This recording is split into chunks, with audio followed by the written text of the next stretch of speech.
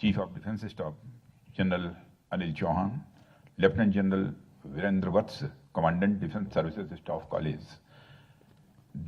Directing Staff and Instructors of DSSC, graduating officers from India and friendly foreign countries and their family members, friends from media, ladies and gentlemen.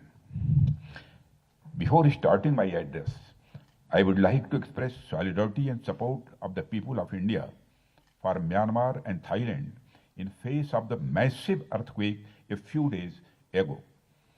India has always stood by its friends as a first responder in times of crisis, and we consider it as our duty to be able to deliver timely relief to the people of Myanmar. It is a matter of great pleasure for me to be here today to address a gathering of the vibrant and dynamic young military leaders of the armed forces of India and friendly nations who stand at a confluence of knowledge, awareness, and leadership skills, ready to contribute to the security and development of our great country. I congratulate each one of you for having successfully completed the course. Friends, today, as I gaze through the hall, I see the pride of the armed forces of India and other nations.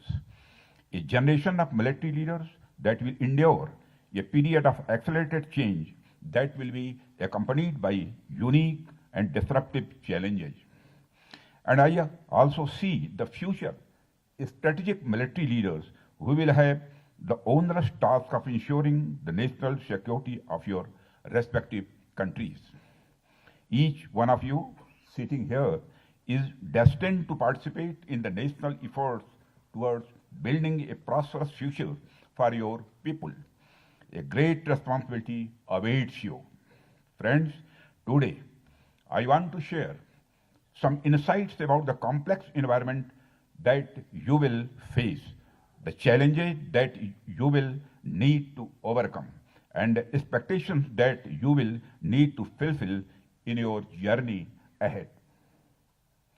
Friends, global geopolitics today is being redefined by three key metrics: a major pivot towards prioritizing national security, a technological tsunami that is sweeping the global landscape and accelerating innovation.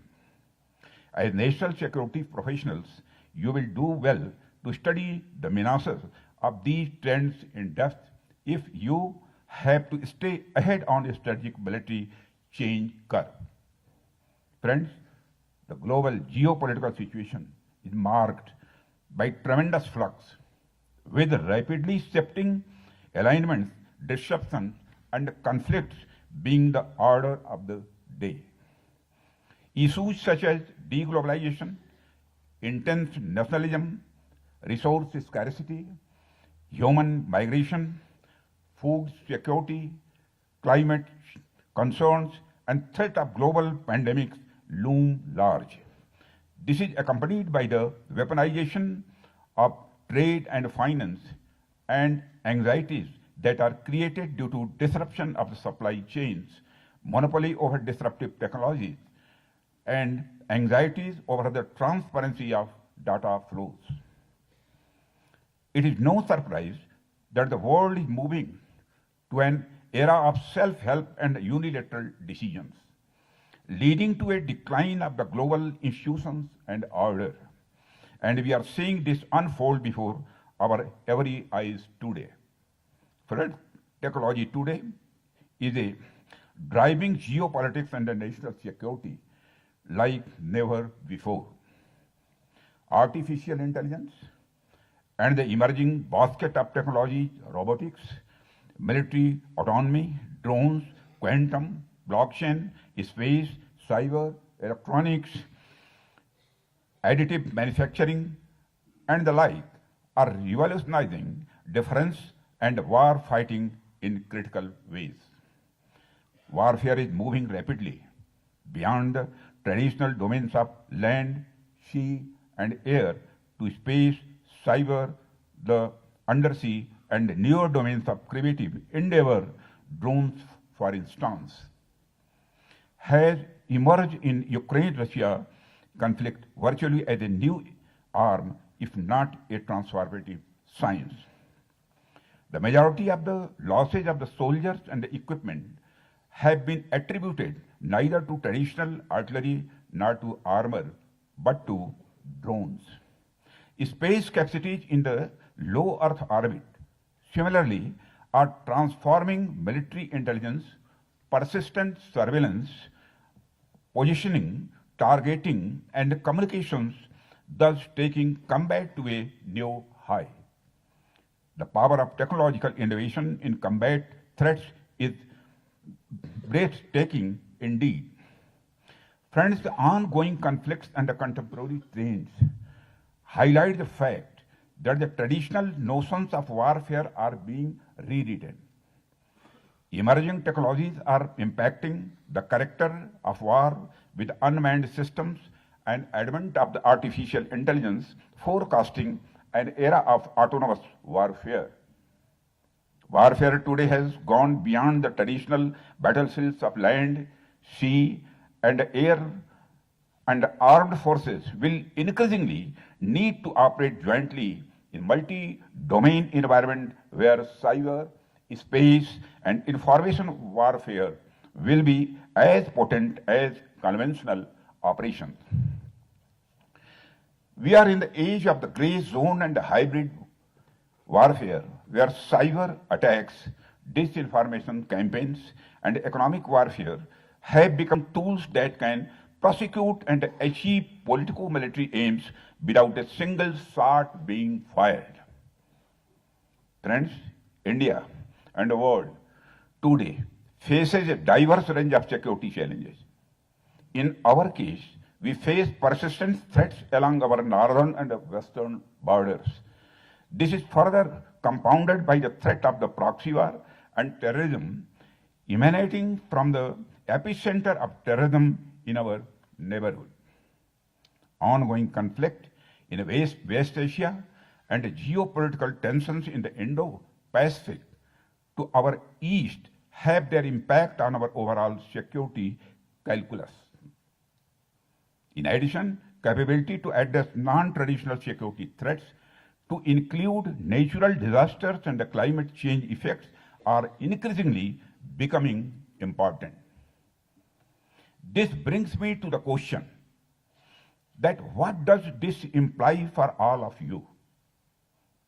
In the environment that I have just described, where the world around us is evolving rapidly with new security dynamics and challenges emerging every day, the focus of every nation and each one of you has to remain ahead of the curve and be future ready.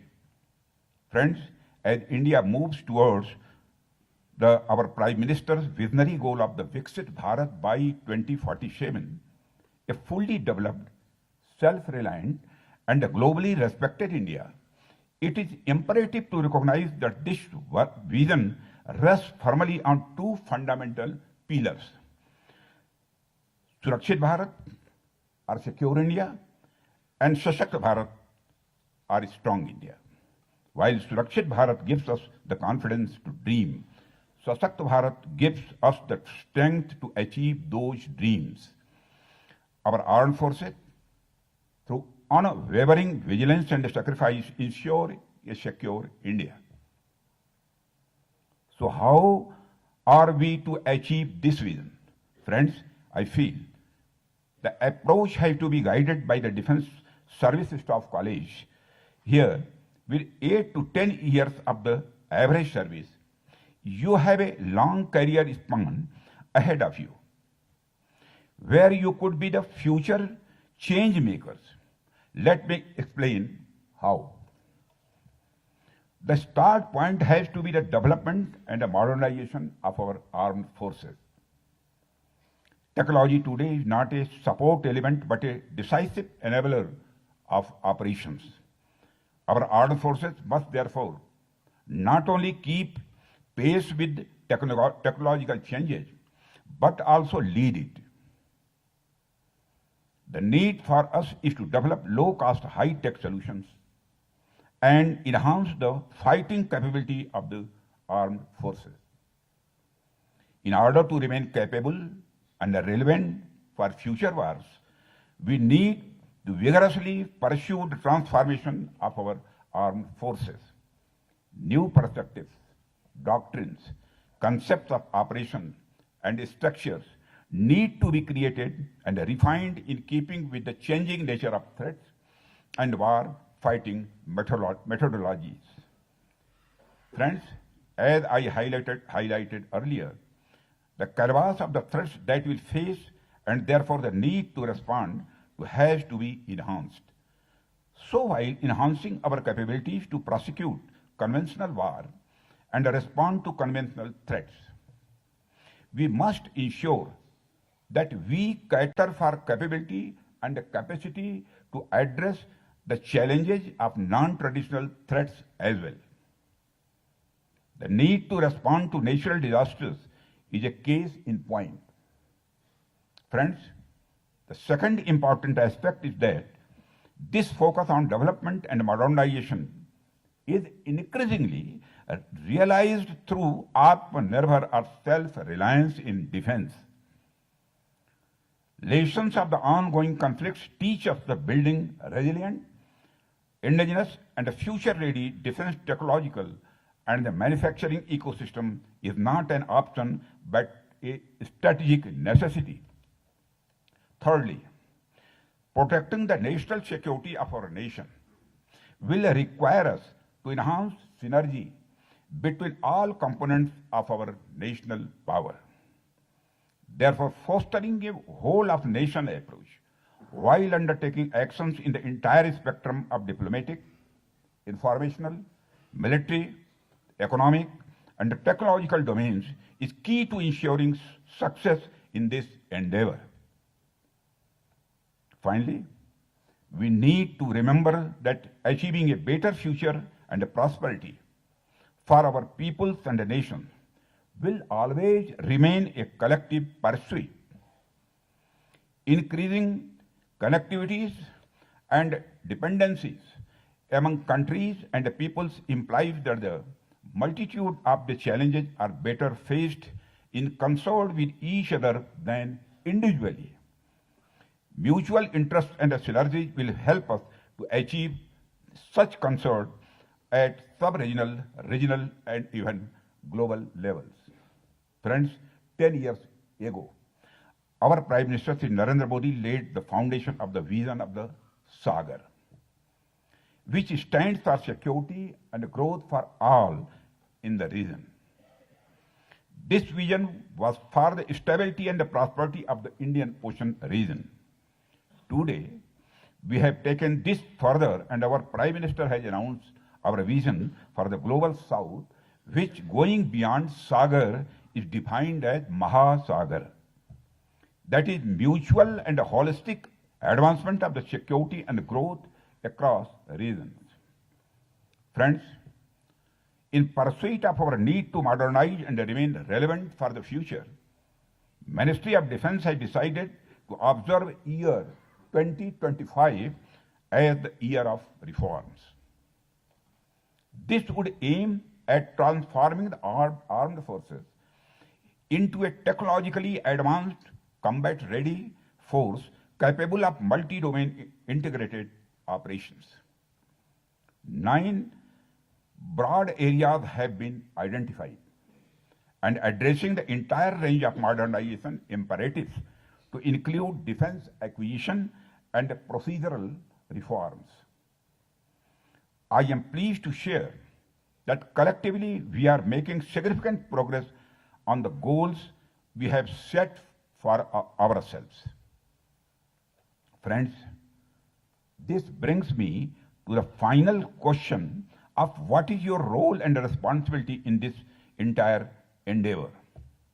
I wish to define this by the first alphabet A 5 times. First and foremost is aware. First and foremost is all of you will need to remain aware of the environment and its implications for you as war fighters and protectors of the national security. This will require that you must develop the ability of the critical thinkers, capable of analyzing issues, extracting relevant deductions, and anticipating future requirements. Be conscious of the changing technology, the geopolitical landscape, and the emerging national security requirements. Secondly, it necessitates that each one of you acquires the ability. Next day, you require the ability and skill sets that are required by the future leaders to prosecute war. This involves the ability to understand and employ technology, optimize the fields that were once peripheral, but we are now central to modern defense strategy, and the broader strategic implications of the new and emerging domains of warfare. Thirdly, it is crucial that each one of you imbibes adaptability and agility as key virtues. The battlefield of tomorrow will require leaders who can adapt to unforeseen circumstances, leverage technologies to their advantage, and come out with innovative solutions. Lastly, it is expected that each one of you becomes ambassadors of their respective armed forces. There are two facets to this role. Each one of you has to be an ambassador of change in his or her respective domains and area of influence. By questioning the status quo and infusing new ideas, perspectives, and energies into your own spheres, you will foster a cultural revolution that will catalyze the transformation process. Each one of you also has to be the perfect role model of the organization that he or she represents among the society at large. As our ancient scriptures guide us, Seva Paramo Dharma, service is the highest duty, must guide our every decision. Leadership is earned through integrity. Leadership is earned through integrity, competence, and courage, and your conduct, communication, and decisions must always reflect the highest standards of the military professionalism. To our friends from foreign militaries, I hope your time in India has been professionally enriching and personally meaningful. You have lived the Indian principle of the Vasudhaiva Kutumbakam. The world is a one family. I sincerely hope that the bonds of camaraderie and mutual respect that you have built here will evolve into lasting friendship and enduring partnership amongst each one of you and between our nations. I am also sure that your families will carry warm memories from Wellington and India for years to come. When you return, I look upon each one of you not only as a leaders of your armed forces, but as ambassadors of India in spirit and friendship. While Vasudhaiva Kutumbakam, the whole world is a family, is a noble thought, we must be equally alive to the wisdom of the Swami Vivekananda, who drew our attention to the realities of the international system when he observed that the world is the great gymnasium where notions come to make themselves strong. I would like to repeat it. He observed that the world is the great gymnasium where nations come to make themselves strong. So in the international system, power matters and deterrence is critical. Peace through strength must be your abiding motto. I congratulate each one of you on completing this rigorous course and earning your master's degree from the University of Madras. I also extend my appreciation to your families for their unwavering support during this demanding journey. I commend the Commandant and the faculty of DSSC for their outstanding work in preparing the next generation of tri-service leaders, officers who are ready for the realities of today's world and the uncertainties of tomorrow, and officers who shall operate jointly and fight in an integrated manner. I would also take this moment to congratulate Chief of Defence Staff General Anil Chauhan for his initiative in introducing the Deep Purple Division at DSSC. I am told that this division would prove to be a pioneer for enhancing jointness and integration in professional military education. Finally, as you step out of the hall today and graduate to more complex roles, let me remind you, you are no longer just executors of plan, but stewards of the transformation. Amongst you are the future strategic leaders of the armed forces. Our nations expect you to shoulder the responsibility to lead with purpose, to steer with the clarity, and to inspire with the conviction.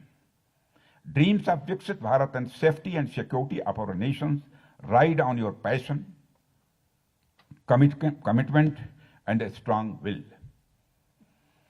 The challenge ahead will test your intellect, your character, and your composure, but in those very tests lie your greatest opportunity for growth. In the words of the Swami Vivekananda, arise, awake, and stop not till the goal is reached. Let our leadership be bold. Let our legacy be timeless. Jai Hind, Jai Bharat.